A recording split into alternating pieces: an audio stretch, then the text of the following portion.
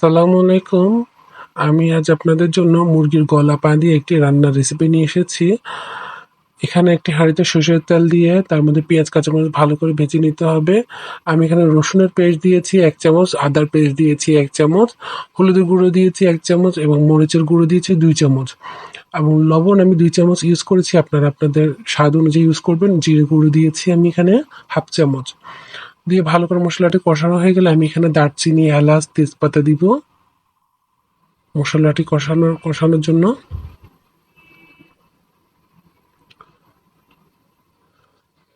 ভালো করে মশলাটি কষিয়ে আসলে আমি এখানে পানি দিব, হাফ মগ পানি দিব মশলার পানিতে কষানোর জন্য। এবার আমি হাড়গোড়গুলো দিয়ে দিয়েছি। হাড়গোড় দিয়ে ভালো করে মশলাটি ভালো করে হাড়গোড়ে যেন ভালো করে কষে ওঠার পরে আমি এখানে লাউ দিয়ে দিব। আমি লাউগুলো চাক চাক করে কেটে নিয়েছি। আমার এভাবে খেতে ভালোই মজা লাগে। মুরগির পা, গলার হাড়গোড় দিয়ে আমি এটা করি। আপনারা খেয়ে দেখতে পারেন, ভালো লাগবে। এভাবে খেতে ভালো লাগে আর দেখতেও সুন্দর লাগে।